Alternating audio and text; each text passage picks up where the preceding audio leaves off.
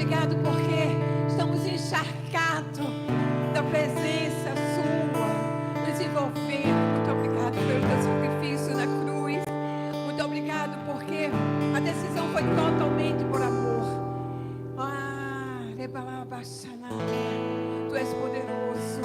Gera em nós, Senhor. Gera em nós essa manhã. Gera em nós um anseio, como a corça anseia pelas águas. Nos deixa desesperado nesta manhã. Nos deixa desesperado por ti, pela tua presença. Não pelo que o Senhor é poderoso e pode fazer, mas pelo que o Senhor é. Pastor bendito, o pastor das nossas almas, refúgio, fortaleza, consolo, presente, o pão da vida, água da vida, Rei dos reis, Senhor dos senhores. Exaltamos o teu nome, aquele que era e que há de vir. Aquele que se esvaziou da sua glória, uma decisão sua, se esvaziou, se fez carne, habitou o verbo que habitou entre nós. No princípio era o verbo, e o verbo estava com Deus, mas agora o verbo anda conosco, está conosco. Fica à vontade, nós acessamos agora os céus, para que tudo aquilo que o Senhor preparou para recebermos, para nos envolver contigo, venha o teu reino, venha o teu governo e seja feita a tua vontade, assim na terra como no céu, em nome de Jesus. Aleluia, aleluia. Você pode glorificar a Deus com palmas.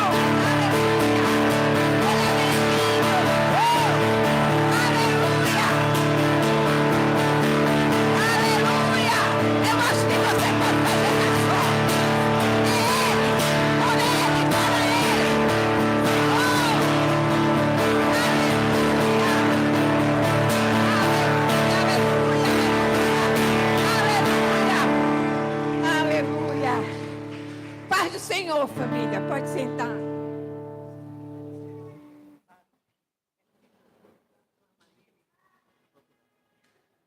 Eu botando já Jorge nos estreitos. Esse papai. Que honra, glória a Deus, aleluia. Meu Deus, que coisa linda a gente estar aqui na casa do Senhor, né? Quando eu acordo de manhã, eu sou tão grata a Deus, porque Ele está nos dando mais um dia de viver o seu propósito. Mais um dia da gente viver. Aí eu me lembro logo daquele versículo. A misericórdia do Senhor se renova a cada manhã. E elas são as causas da gente não ser consumido. Tinha tudo para nos consumir. Se pensarmos direitinho, no dia anterior, quantas coisas fizemos que desagradou o Senhor. Mas a cada manhã se renova a sua misericórdia. E elas são as causas de não sermos consumidos. Meu Deus, diga para a pessoa que está ao seu lado, a gente é abençoado. Não, vocês têm que falar com mais intensidade. Eu sei que o lugar é aconchegante, está meio acolhedor, bem acolhedor, mas seja intenso. Diga, nós somos abençoados. Vamos botar fogo nesse lugar. Não é não? Fogo. A presença dele. Então, ele vai nos envolvendo, ele é muito lindo, ele é poderoso. Uma irmã fez assim, o diabo se levanta, sabe, você está esquecendo do detalhe. Ele só tem um trabalho de se levantar para cair rapidamente.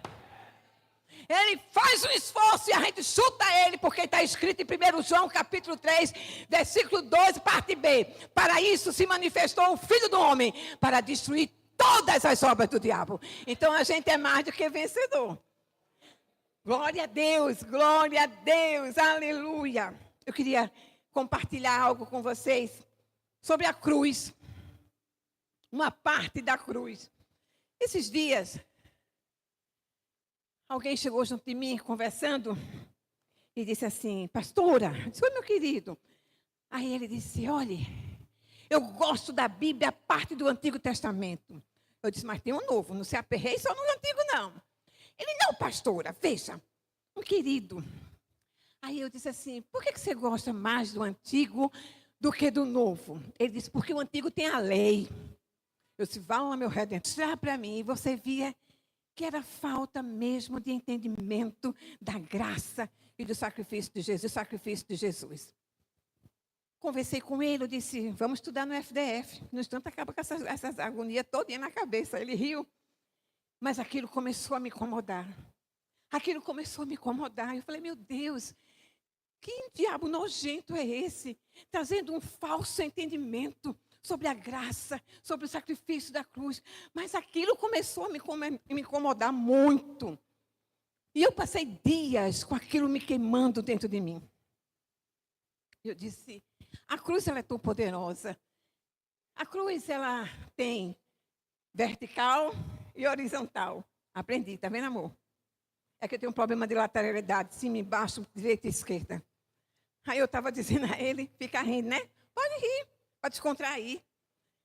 Aí eu disse, eu perguntei várias vezes, Romero, isso aqui é vertical, é horizontal? Ele falou, não, é vertical. Eu digo, tá certo. Aí eu olhei para ele antes de falar. Eu estou me tremendo toda. Muito obrigado pela tua presença.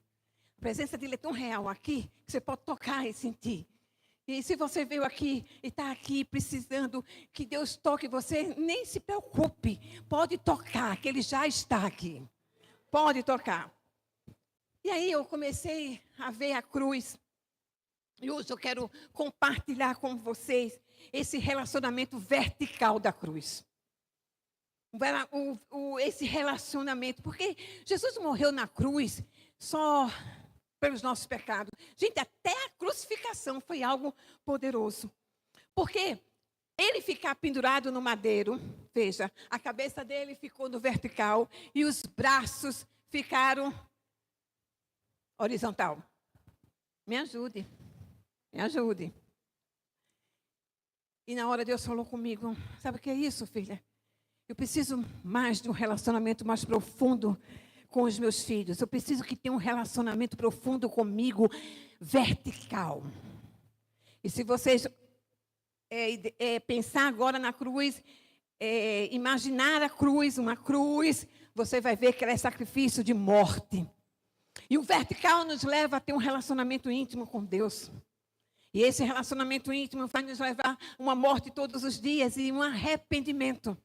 E esse arrependimento, ele vem com a graça de Deus para destituir, desconstruir esse orgulho que está dentro de nós.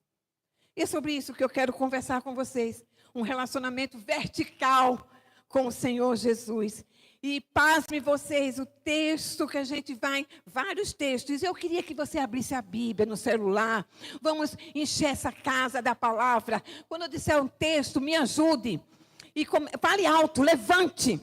Levante e fale alto, né? Esses dias eu estava vendo um querido, uma criança, acho que ele tem 12 anos, adorando ao Senhor. E eu disse, ai meu Deus, que saudade da minha avó da Assembleia de Deus, né? Eu quero pedir a oportunidade. Então, meus irmãos, vocês têm a oportunidade de levantar. E quando eu disser o texto, você fala bem alto, para a gente escutar o que a palavra diz. E eu queria ler com vocês, Josué 3, de 1 a 5. É sobre a travessia do Jordão. A situação de Josué era bem desafiadora. Para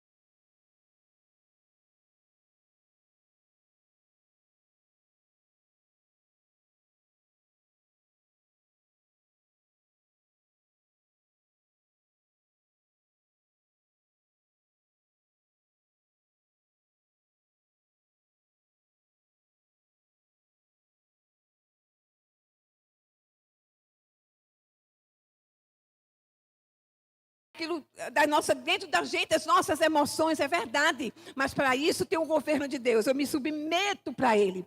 E isso é uma metanoia. No grego, a palavra metanoia, muitos já conhecem isso, mas vamos trazer a lembrança.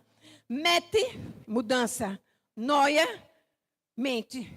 Então, mudança de mente. Então, esse relacionamento vertical com Jesus nos impacta, nos encharca. É violento, porque ele diz, olha, você tem que mudar. Você precisa mudar. Você precisa mudar, porque o pecado nos separa de uma vida de conquista. Diga para esse irmão que está do seu lado, diga, essa pastora gosta de agitar. Pode falar. Pode falar. Vocês falaram tão pouquinho, diga, essa pastora gosta de agitar.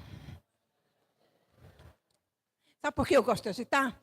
Porque quando o diabo vem com as mentiras dele, ele não nos agita, não. Ele vem com um terremoto e deixa a gente praticamente sem ação. Então, por isso que a gente tem que agitar. Então, o pecado, ele nos separa da gente viver as novas conquistas. Diga, o Senhor te escolheu. Desde o ventre da sua mãe. Para viver as conquistas dele.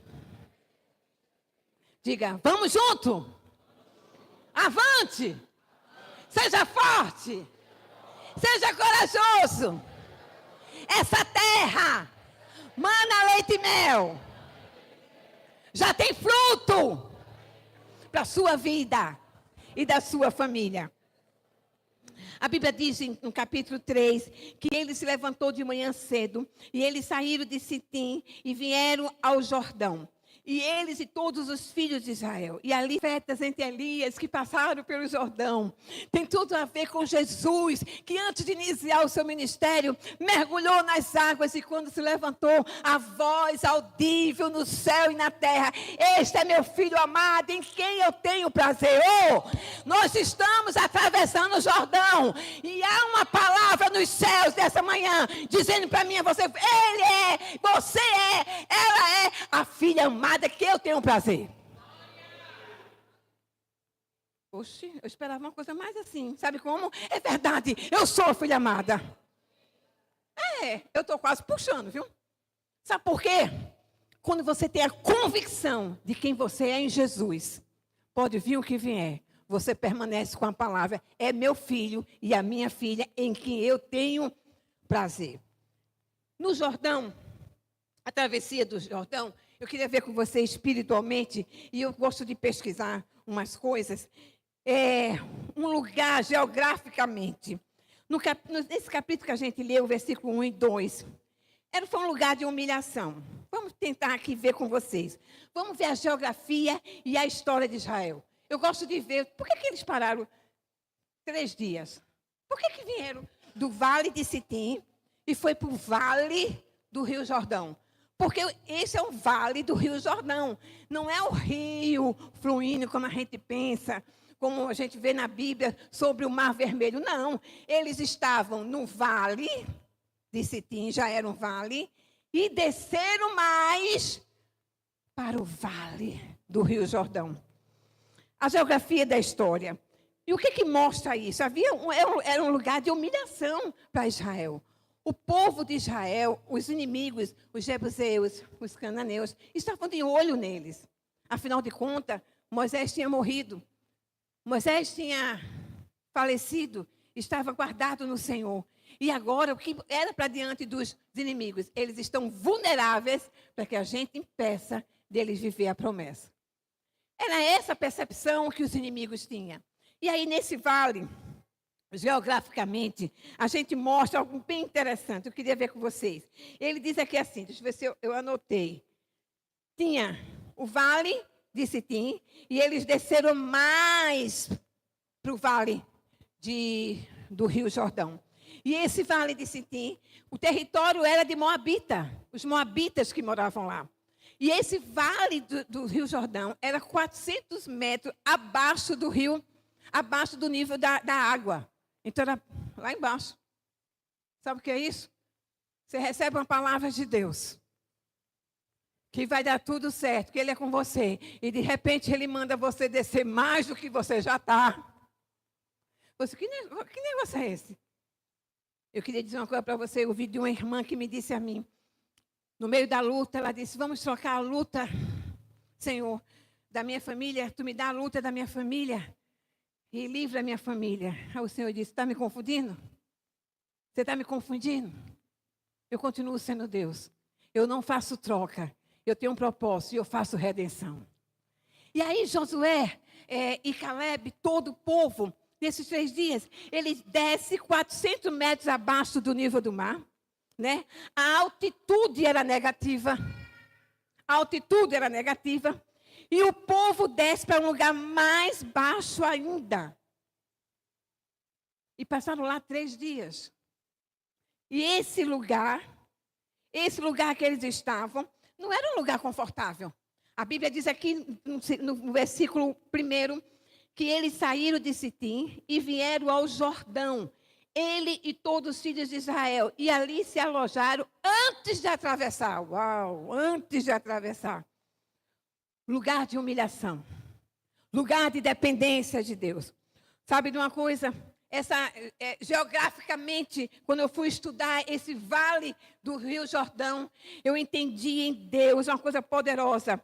Os rios escolhem o caminho para ir para as montanhas, não é verdade? Ele escolhe os caminhos. O fluir de Deus sempre tem a ver com um estilo de vida de humilhação e de quebrantamento. A um coração quebrantado e contrito, Deus não despreza. Você quer ver Deus agir?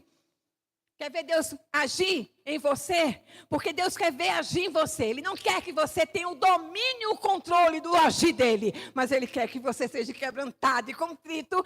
E descanse nele e vá nos rios dele. É fácil? É não. É super desafiador. Sabe por quê? Porque você acha que está no lugar certo. Está na hora certa, no momento certo. E Deus vai e leva você para descer mais baixo. Por isso que João disse, olha, eu não sou capaz, apto para desatar as suas sandálias. Isso mostra que ele estava bem abaixo das sandálias de Jesus. E esse vale, há uma gravidade espiritual. A gravidade espiritual sempre nos leva a descer. Sabe para quê? Para a gente depender. A gravidade espiritual. Eu não estou falando de luta, não. Eu estou falando de confronto mesmo. De Deus olhar para você e falar, essa sua atitude não tá boa. Isso não está me agradando. Aí a gente justifica. Mas olha, Senhor, veja, eu fui roubado, lesado. Então, o Senhor quer que eu perdoe essa pessoa que eu fui lesada? Me caluniaram, o Senhor quer que eu perdoe? Não, eu perdoo. Mas é demais isso. A gente sempre nos justifica. Não, vocês não justificam, não. Vocês são tudo direitinho, graças a Deus. Vão subir para a glória agora. Puf. Não é assim, não. Dói. Dói ou não dói a injustiça? Dói ou não dói? Dói. Dói. Há uns anos atrás, eu partia para cima. De uns anos para trás, há uns anos atrás. De uns anos para trás para agora, eu parto de joelho. Há uns anos para trás, eu tinha voz. Dá uns anos para trás, para cá, eu sou muda. Mas não pense que eu não me agarro com Jesus no joelho, não. Porque o joelho é uma arma poderosa. O joelho vai aonde a gente não pode ir. O joelho muda situações e sentenças que a gente não pode mudar. O joelho nos faz ficar totalmente vulnerável ao poder do Espírito de Deus. Porque o joelho faz você dobrar a sua cerviz. Essa cerviz, ela não fica mais erguida. Ela fica dependente de Deus, quebrantada. Deus fala com você 5 segundos. Você não precisa mais do que 5 segundos para obedecer. Ainda que você tenha a sua carne exposta, mas você diz, Senhor, eis-me aqui, faça-se a tua vontade. E fazer a vontade de Deus, estar nesse relacionamento vertical com Ele, vai desagradar a muitos. Não é pouco, não. Eu queria ler com vocês Lucas 23, versículo 39. Versículo 39 a 43. Eu vou ler com vocês. Lucas. Se algum irmão se levantar e pedir a palavra para ler o texto, eu vou adorar, amar. Lucas, capítulo 23, versículo 39 até o 43. Interessante que quando eu estava procurando essa passagem, eu fui nos evangelhos. Marcos não fala sobre isso, Mateus também, e nem João, mas Lucas fala. Lucas é detalhista, né? Lucas é muito detalhista sobre o ministério de Jesus. E aqui, Lucas 23, bem rapidinho. Versículo 39.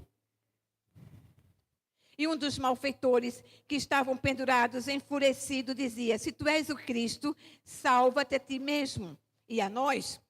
Mas outro, respondendo, repreendiu, dizendo: tu nem mesmo teme a Deus, estando na mesma condenação?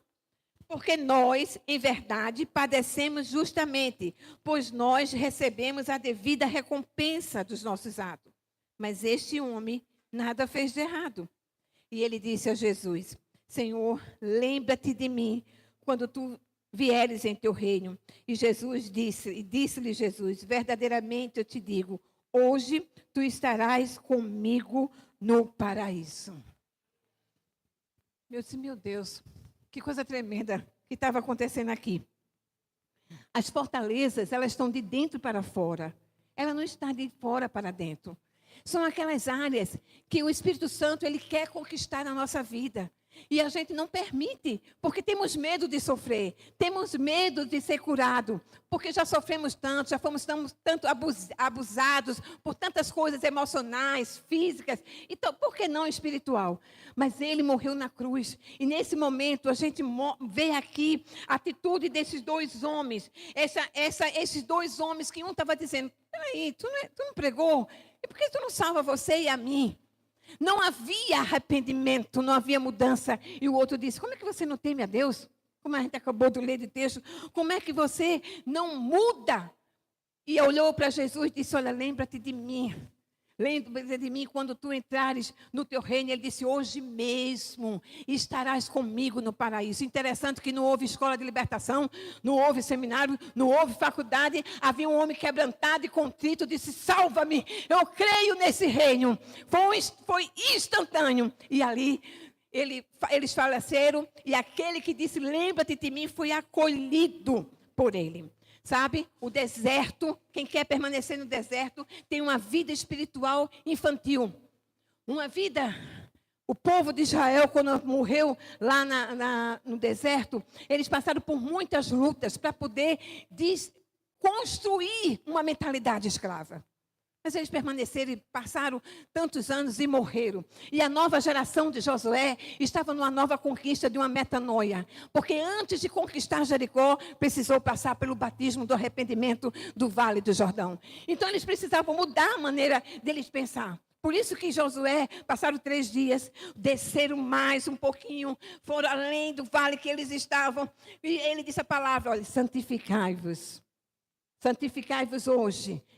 E quando Deus nos coloca em situações que o Espírito nos convence para nos confrontar, a um coração quebrantado e contrito, Deus não despreza. Em vez de eu me justificar e dizer: Senhor, fala comigo, cuida de mim, trata de mim, há uma resposta aos céus por essa vida de santificação. E quando esses dois homens estavam falando lá na cruz, tinha outros também zombando dele. E nesse instante, eu queria que vocês abrissem a palavra em Josué 3:2, aonde a gente vê que eles passaram 3 dias. O princípio espiritual de passar pelo vale do Rio Jordão é humildade. A humildade, eu tenho uma coisa aqui: Jordão é o lugar de maior humilhação que podemos chegar. Não existe arrependimento. Não existe arrependimento sem graça transformadora e sem o mais profundo da humilhação. Por isso, quando aquele querido disse a mim: a graça acumula pecado, eu disse: tem alguma coisa errada. Tem alguma conotação errada com o que ele está falando. A graça não acumula pecado. A graça, é um favor imerecido. A graça nos diz assim: a graça que você tem, a minha graça te basta. Porque quando você está fraco, aí você está forte. Mas ei, eu não estou lhe isentando da sua escolha. Porque o princípio da semeadura, ele é real. E o princípio da colheita também. Mas a minha graça, enquanto você ainda está colhendo as atitudes de escolha de sua independência de Deus, eu venho com a graça semeando sobre você uma dependência. Você vai se expondo para Deus e vai dependendo mais dele. Então, são duas, é uma colheita e uma semeadura. Mas no final, essa colheita da sua escolha, ela vai terminar. Então, lá na frente, quem vai fluir é a graça de Deus, da sua decisão de depender dele. Você crê nisso? Jesus está voltando. Você tem certeza que Jesus está voltando? Eu tenho certeza. Eu tenho certeza. Você tem certeza que você faz parte da lamparina que precisa estar com óleo, azeite cheio para poder ter fogo? Sabe de uma coisa? As virgens insensatas, ela não estava sem lamparina. Ela estava sem óleo suficiente para o fogo, para a luz. Porque a Bíblia diz lá que elas disseram para as prudentes: olha, me dê mais óleo, porque eu estou com pouco óleo, pouco azeite para poder iluminar. Jesus está voltando. E Jesus, ele está contando com você. Porque eu e você somos a voz preparando para esse caminho. E aí, quando ele, aqui no versículo 3, 2, alguém pode ler para mim, que eu estou em Lucas ainda?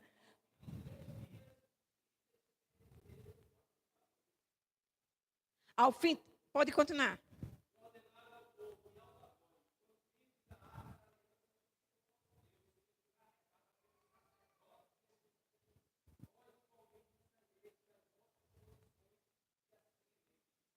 Até aí, meu irmão.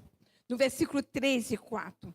A Bíblia mostra que era necessário eles demorar naquele lugar, porque eles precisavam depender de Deus. 3 dias. É coincidência? Hoje é o 3º dia? Hoje é dia do novo começo? Hoje é domingo? Hoje é dia de celebração? Quando o nosso querido estava iniciando a adoração aqui, e ele começou a acessar, porque a gente não chama, né? Que a gente não é espírita, para estar chamando espírito, a gente acessa, né? Sim ou não? Sim ou não? Quando você diz, Senhor, os céus se abrem. E aí começa o acesso. Anjos descendo e subindo. Porque algum adorador... Veja, Deus não precisa necessariamente de adoração. Ele precisa de adoradores. Quando ele falou com a mulher samaritana, ele disse, olha, os verdadeiros adoradores me adorarão em espírito e em verdade. Então, quando eu acesso os céus, eu estou colocando lenha no altar. A lenha está queimando e eu estou tendo acesso à presença. E os céus são abertos. Mas está trevoso, mas maior que está em nós do que a treva. Todas as vezes que o diabo ele quiser convencer que ele é maior, lembre-se de 1 João capítulo 3, versículo 2, parte B, se eu não estiver enganada. Eu amo esse versículo. Para isto se manifestou o Filho do Homem, para destruir todas as obras do diabo. A humildade é renunciar o direito de defender a sua própria imagem. Aqueles homens passaram 3 dias lá, era um exército todo. O aspecto fundamental desse relacionamento vertical nesses 3 dias com Deus é ter uma vida no Espírito. Quem mais é alimentado é quem mais vai vencer a guerra. E isso é intimidade. Quando Jesus morreu na cruz, esse relacionamento vertical se chama intimidade. Diga a pessoa que está ao seu lado, diga, a intimidade nos leva a conhecer os segredos de Deus. Você sabia que Deus tem segredo para lhe revelar? Sabia? Aquele segredo assim, né? Minha neta, quando não quer falar na frente da mãe, diz, eu tenho um segredo, assim, aí já vem. Aí ela, deixa eu falar aqui, eu não entendo nada. Eu disse, fala, mas fala direitinho. Ela disse, eu estou falando direito, você que não está escutando. Eu disse, é verdade. Sabe, meus queridos, eu aprendo muito com os netos, né? Aprendo muito com eles. E quando ela disse isso, eu disse, espera aí. Quando a gente não escuta a Deus, vamos trazer para Deus? Quando o nosso coração é orgulhoso, quando a gente não tem arrependimento, mas eu venho para a igreja. Eu sou envolvida com tudo, eu faço parte. Ok, é verdade. Mas o orgulho em proteger as nossas áreas de fortalezas internas, áreas que precisam ser curadas e restauradas, ela nos impede e endurece o nosso coração. E o coração endurecido, ele deixa você surdo, você perde a sensibilidade de ouvir, você deixa o seu coração insubmisso, porque sempre você vai estar justificando, sempre você vai trazer uma convicção de que você está certo. Sempre vai trazer, eu estou certo. Então, perdemos a sensibilidade do convencimento do Espírito, que diz que você está errado, você precisa voltar. E é tão bom porque o Espírito Santo, ele não grita, ele fala mansamente. Fala tão mansamente que nos constrange. Constrange ou nos constrange? Fala tão mansamente que nos constrange com amor. E a gente tem dois caminhos. Ou eu vou para o quebrantamento, ou eu vou para a resistência. E esta convicção do Espírito Santo mostra o respeito que Deus tem a mim e a você. Essa convicção de que eu estou em pecado e que eu estou desagradando a Deus. Eu não preciso matar, roubar, destruir, adulterar para desagradar a Deus. Esses são pecados cabeludos. Mas basta uma coisa só. Que na hora você sabe que entristeceu o Espírito Santo. Não precisa ninguém lhe dizer. Na hora você fez, tem alguma coisa que não está bem. Eu estou com uma tristeza. Nunca passaram por isso? Aí quando você diz, Senhor, sonda meu coração. E vê se há em mim algum caminho mau. E guia-me pelo teu caminho. Na hora o Espírito diz, lembra aquela vaga do estacionamento? Não, porque as coisas são mais ridículas, né? Que a gente acha que Deus não se importa. Sabe aquela vaga do estacionamento que era para portador de deficientes e você botou? Porque você achava que você tinha o controle de tudo. Era o tempo de você descer, ir no banco, ir no caixa eletrônico, tirar o que você precisa e voltar. Esse tempo, alguém precisou, que era por direito, e você usurpou. Não, isso não é de Deus, não. Isso é coisa da minha carne.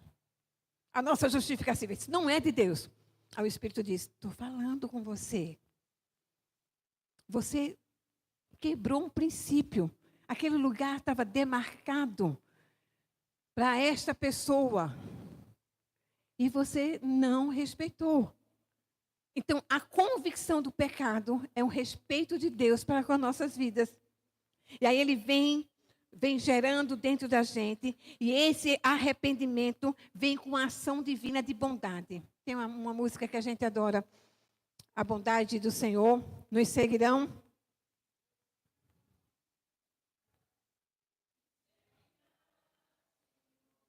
Me seguirá. Olha, me encaminhará. Me seguirá todos os dias. E aí, a gente precisa ter esse entendimento que a graça de Deus, ela vem de tal forma que nos convence. Nos dá um caminho de humildade, mas o orgulho diz assim, não, eu não preciso disso.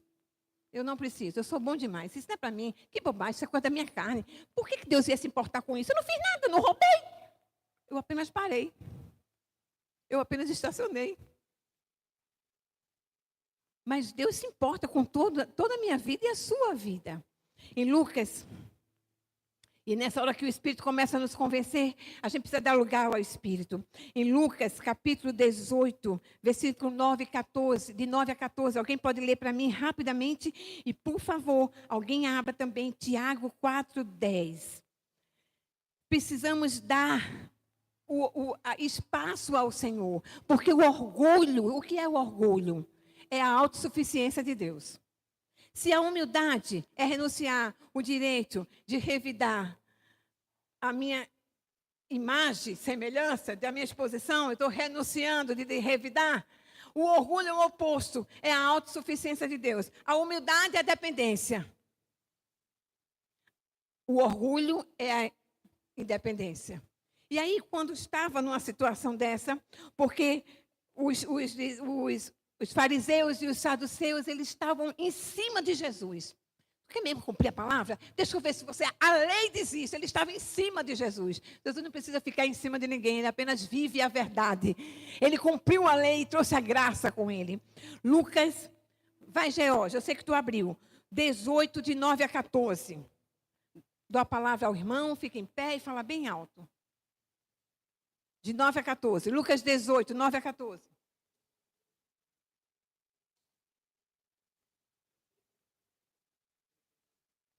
Lucas 18.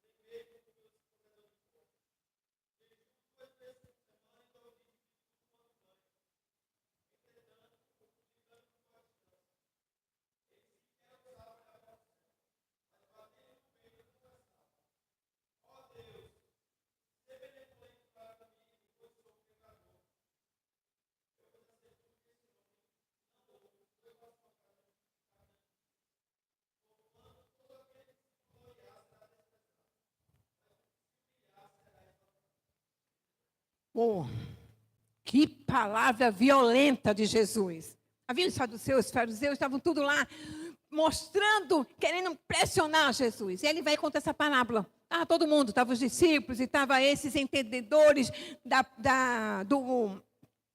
Torá, eram homens conhecedores, eles estavam lá. O interessante é que o fariseu almejava a cura, ser liberto, né?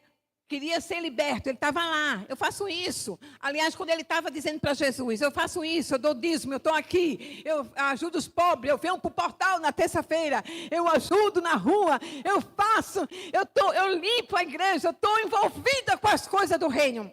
Jesus vai e diz que ele estava fazendo tudo isso, sabe por quê? Porque ele não queria abandonar o controle do que ele estava fazendo. Porque quando você abandona o controle da sua vida, ele começa a agir. Você sabia disso? O orgulho faz você estar no controle. Eu seguro isso aqui, eu estou no controle desse microfone. Mas a humildade faz você abandonar o controle. E o Espírito Santo começa a trabalhar. O outro homem, quando estava orando, ele disse, Senhor, tem misericórdia de mim. Aí o versículo 14 foi chave para essa divisão dos orgulhosos. Porque se você sabe que Deus odeia os orgulhosos, quando Deus fala comigo e com você e a gente não obedece, nós estamos resistindo a Deus. Não se preocupe, Ele também vai nos resistir. Esse é um tempo de arrependimento. É um tempo de arrependimento. É um tempo de voltar. É um tempo de ter uma mente transformada. É um tempo de estar vulnerável ao mão do Senhor para que o poder dele se manifeste na minha vida e na sua. Como se manifestar? Em todo o tempo. Orando, curando, restaurando. Você não precisa falar muito. Você vai andando e a glória de Deus vai se manifestando. Eu creio numa igreja que diz amém. Aleluia. E aí... ele vai, diz isso, e no versículo 14 ele diz, pois quem se exalta será humilhado. E quem se humilha será exaltado. Por quem? Pelos homens? Não, por Deus. Você está fazendo certo. Está honrando ao Senhor. Aí acontece uma coisa no meio do caminho. E Deus permite para tratar comigo e com você. Aí você diz, mas peraí, eu tenho que voltar. E resolver isso aqui? Tem que voltar e resolver. Mas, Senhor, eu faço tudo, eu jejuo, eu estou no jejum dos 40 dias. Estamos no jejum, hein? Dos 40 dias. Eu estou na brecha. Mas isso é demais. Amor à minha pele, amor. Os humilhados estão com a graça de Deus. E os orgulhosos estão sendo, ele está lhe resistindo. Deixa eu lhe dizer uma coisa bem tremenda aqui. O orgulhoso precisa morrer dentro de mim e de você. Caso contrário, nada do céu viverá em você. O orgulho e o orgulhoso que está dentro de mim e de você precisa morrer. Diga, você ouviu o que a pastora falou? Diz para o irmão aí, você ouviu o que a pastora falou? Que o orgulho dentro de mim e de você tem que morrer? Porque caso contrário, pode falar. tenha medo não. Caso contrário, nada do céu viverá em você. Sabe por quê? Porque Deus resiste aos soberbos, mas dá graça aos humildes. E sabe o que é isso? Desagradar a muitos. E terminando, versículo Provérbios 29 e 23 diz o seguinte. Alguém pode ler para mim? O orgulho do homem, acho que eu vou ler aqui. O orgulho do homem o humilha, mas o do espírito humilde obtém a honra. Então, a falta de humildade nos cega diante da necessidade. A falta de humildade nos cega diante da necessidade. E sabe o que acontece? Eu vou desperdiçar a oportunidade de buscar o Senhor. Porque o orgulho me impede de buscar o Senhor. O orgulho, ele me impede de andar em arrependimento. O orgulho me impede de acessar o céu e viver o íntimo de Deus. Deixa eu te falar uma coisa. É muito bom a gente falar assim, entra no teu quarto, fecha a porta e tem um tempo com Deus. É poderoso, você e Deus. Mas deixa eu te falar uma coisa. Se você entrar nesse tempo de intimidade com Deus, quero buscar a Deus, e o seu orgulho, o que está dentro de você, as suas justificativas, não forem abandonadas, você não tem acesso ao que Deus quer derramar sobre a sua vida. Deus não está preocupado em querer lhe dar as coisas, porque as demais coisas é consequência de uma obediência. As demais coisas vos serão acrescentadas. Ele está querendo que eu e você tenhamos um relacionamento vertical. Eu me arrependo. Eu te peço perdão, Senhor. Eu te peço, Senhor, perdão. É você ficar sensível ao que Ele está falando com você, para lhe curar e restaurar. E por fim, aqueles homens ali que estavam ali, aqueles dois homens malfeitores, um pediu perdão. Aí eu escrevi uma coisa aqui. Eu botei assim, pedir perdão. Quando você realmente não acha que está precisando. Quando você acha que não está precisando, tem alguma coisa errada. Aí é que você tem que pedir perdão mesmo. Peraí, por que eu não estou pedindo perdão? Eu passei a segunda, o sábado, e a gente anda numa rotina de vida tão automático, né? Que é assim, Senhor, perdoa os meus pecados. Ué, mas você pecou por avarejo, não é assim? Quem compra no atacadão, me ajude aqui. Eu compro no atacadão e avarejo é devagar, é de pouquinho, não é isso? Né? Ok. Eu peco por avarejo e peço perdão por atacado. A senhora está tratando a gente como novo convertido. Mas é para se converter mesmo. Isso é uma palavra que dói. É uma palavra desconfortável para se converter. Então, eu peco por avarejo. Eu peco quando pensei mal. Eu peco quando a panela caiu da minha mão e eu xingo essa panela. Quando alguém teve falta comigo, eu digo, deixa aquela lagoa de secar. Está repreendido. Né?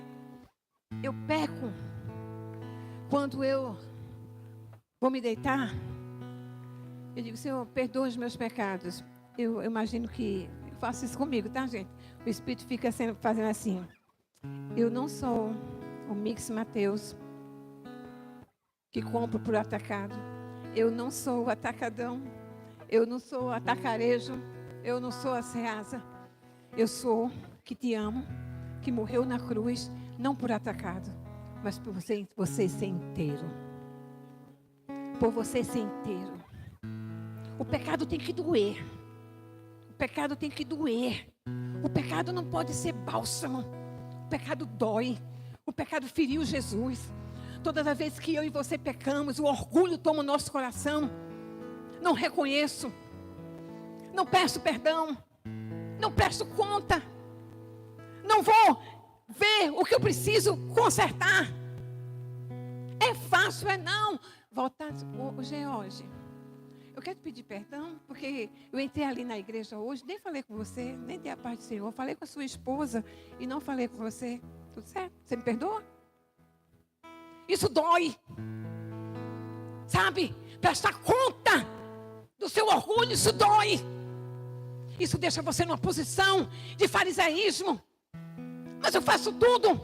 Eu tenho um domínio, um controle. Orgulho deixa você autossuficiente, eu e você, e no controle da nossa vida. Humildade não. Humildade faz a gente falar, Deus, eu preciso de você. Eu não sei como fazer, eu pequei contra ti, contra os céus, mas eu preciso de você. Eu não sei fazer, mas eu quero você.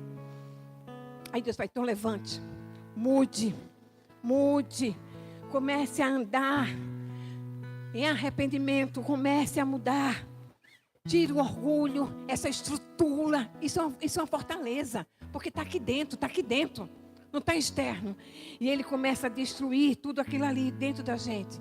Aí Gálatas 2:20 diz o seguinte, e vivo, acho que eu escrevi aqui, alguém pode abrir para mim? Eu sei de cor, mas eu não quero dizer errado, mas eu vou dizer, porque se eu disser errado, vocês vão me ajeitar. E vivo, Gálatas 2:20, vírgula, não mais eu, mas a vida que vivo na carne, vivo pela fé em Cristo Jesus, é isso? Gálatas 2:20? Isso? Quem abriu? Radassa, lê para mim bem alto. Dou a palavra à irmã. A palavra está dada à irmã, Gálatas 2:20.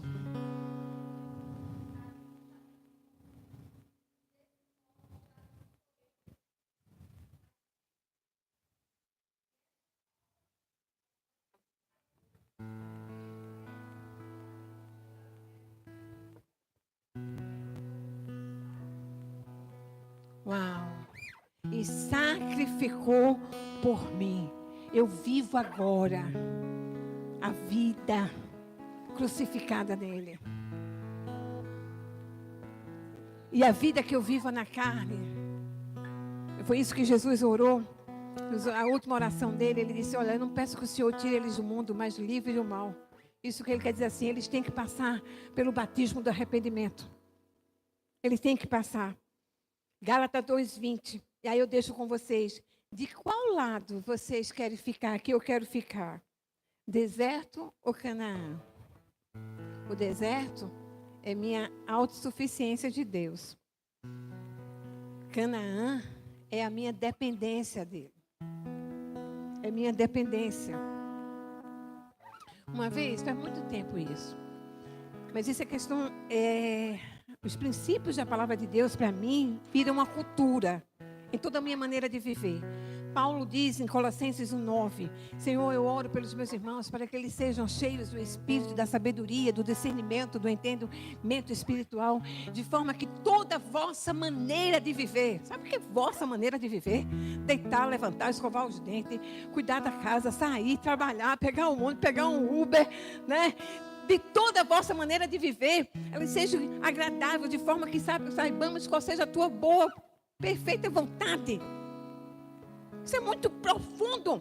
Paulo falando para a igreja de Colossenses. Eu oro isso todos os dias para a minha vida. Todo dia eu oro. Eu falo assim, eu oro para que o Senhor me dê sabedoria, de forma que a minha maneira de viver te agrade. O orgulho não se importa se está agradando a Deus. Mas um coração humilde e temente a Deus se importa. Se importa. Se importa, se incomoda. Sabe? Não tem amor à sua carne. Tem que mudar. Porque o orgulho deixa você duro. E afasta-se de Deus. O coração quebrantado deixa você acolhido por Ele. Porque você dá acesso. E eu queria te convidar a você ficar em pé.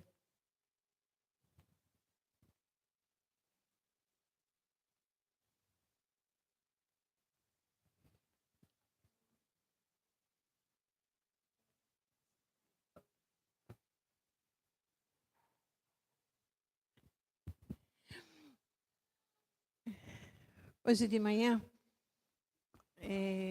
quando eu estava orando ao Senhor sobre essa palavra, aí eu botei uma adoração, essa que ele vai adorar, e aí eu disse assim, e quando eu falei, tudo é cura, aí o Espírito Santo disse assim, ei filha, já que você está no processo de cura, de ter um relacionamento vertical comigo, porque é assim, sabe, meus irmãos? Quando a gente tem um relacionamento vertical com Ele, a gente está sendo morto, crucificado. E ó, eu morro com Ele, porque eu tenho intimidade com Ele, eu quero acessar, sabe? E Ele pede, ó, está errado isso. Você me desagradou disso. Ele nem diz que está errado. Ele diz assim, você me desagradou. Eu vi, há uns dias atrás, uma irmã, uma querida, um movimento.